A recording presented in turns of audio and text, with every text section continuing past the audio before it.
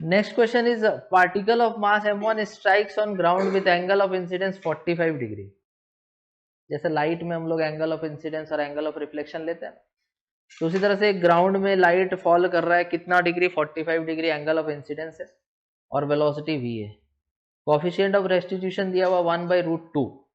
तो what will be the velocity of reflection, बताइए। देखो जब भी कॉलिजन होगा ना, कॉलिजन ऐसे अगर हुआ तो सबसे पहला बात तो तुमको याद रखना है कि मोमेंटम कंजर्व रहेगा। चाहे परफेक्टली इलास्टिक कॉलिजन हो, इन इलास्टिक कॉलिजन हो या फिर परफेक्टली इन इलास्टिक कॉलिजन हो, सब में मोमेंटम क्या रहेगा, कंजर्व। काइनेटिक एनर्जी केवल किस में कंजर्व होता है, इलास्टिक कॉलिजन में, ठीक है। परफेक्टली इन इलास्टिक कॉलिजन में बॉडीज एक दूसरे के साथ चिपक जाता है टकराने के बाद। यहां पर जो कॉलिजन है वो कैसा है,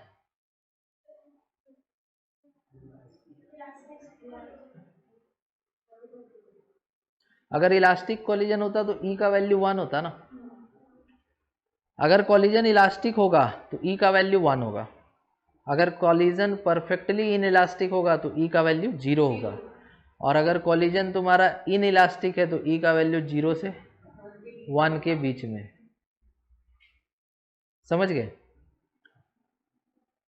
ई कितना दिया हुआ है, तो ये तो भाई कैसा कॉलिजन हुआ, इन इलास्टिक कॉलिजन हुआ।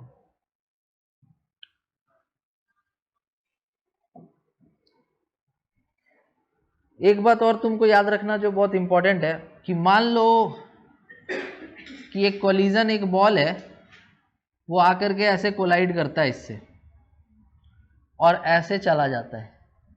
तो इस बॉल का जो इनिशियल वेलोसिटी का डायरेक्शन था वो ये था, जिसका 2 कंपोनेंट होगा, एक इस तरफ और एक इस तरफ, ठीक है।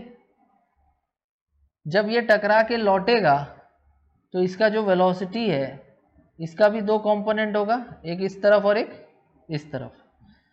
तो तुम हमेशा याद रखना कि जब भी कॉलिजन होगा, the force only acts along the common normal. Common normal कहने का मतलब वो लाइन जो दोनों के सेंटर्स को ज्वाइन करे। तो यहां तो सेंटर्स नहीं है, बट वो लाइन जो परपेंडिकुलर हो to the contact surface. Contact surface यही है ना, तो इसका परपेंडिकुलर लाइन यही हुआ। The force only acts along that direction.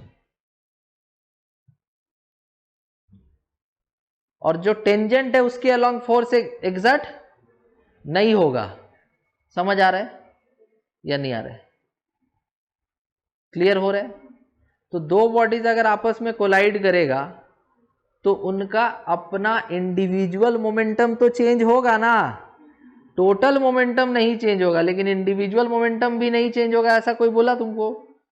तो बॉडीज का इंडिविजुअल चेंज इन मोमेंटम तुमको केवल किस डायरेक्शन में कंसीडर करना है, कॉमन नॉर्मल के डायरेक्शन में। और टेंजेंट के डायरेक्शन में there will be no change in the individual momentum of the bodies also. चलो अब क्वेश्चन पे आते। देखो क्वेश्चन आ रहा है, कुछ ऐसा फ्लोर है ना, और इस फ्लोर पे बॉल कैसे आ रहा है, कितना डिग्री पे, तो ये जैसे नॉर्मल हो गया, तो ये बॉल ऐसे आया, कुछ इस तरह से इसका वेलोसिटी था, कितना डिग्री का एंगल बना रहा था, 45। क्या इसका 2 कंपोनेंट होगा, इधर v/√2 और इधर भी v/√2, पता है ना ये सब। अब टकराने के बाद किधर जाएगा, ये ऐसे चला जाएगा। जब ये रिफ्लेक्ट करेगा तो कैसे जाएगा, ऐसे जाएगा। मान लो कितना वेलोसिटी v', तो आया कितना से था ये 45, और मान लो कितना से चला गया, थीटा से।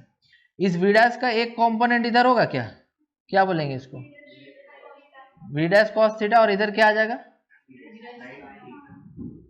हाँ v' sin थीटा इधर आ जाएगा, v' sin थीटा, और इधर क्या आ जाएगा, v' cos थीटा। अब देखो जो भी ई का इक्वेशन तुमको लिखना है वो किधर लिखना है, कॉमन नॉर्मल या कॉमन टेंजेंट? नॉर्मल यही है ना। तो ई इक्वल टू क्या हो जाएगा, सेपरेशन कितना हो रहा है, इससे कितना से दूर जाने लगा, वी डैश कॉस थीटा से, और इसकी तरफ कितना से आया था, v बाई रूट टू से। इतना समझ में आया। इधर वाला जो वेलोसिटी है बॉल का, जितना पहले था उतना बाद में भी होगा बॉल का वेलोसिटी, क्योंकि उधर कोई चेंज इन मोमेंटम नहीं होगा, क्योंकि जो भी फोर्स लगना है किधर लगना है, नॉर्मल डायरेक्शन में। देयरफॉर हम ऐसा भी लिख सकते हैं कि v dash sine theta is equals to v by root two. इतना समझ में आया तो बोलो क्लियर है, कोई डाउट है? ठीक है। यहां से v dash cos theta equal to कितना आ जाएगा, e v by root two. Clear है।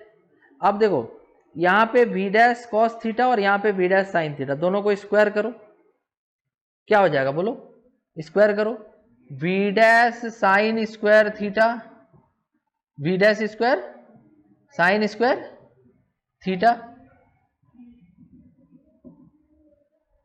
v डैश साइन थीटा का होल स्क्वायर, और ऐड करो, यहां क्या हो जाएगा, v डैश कॉस थीटा का होल स्क्वायर इक्वल टू, उधर क्या था, v स्क्वायर बाई टू हो जाएगा वो स्क्वायर करने पर, ये कितना हो जाएगा, E square V square by to.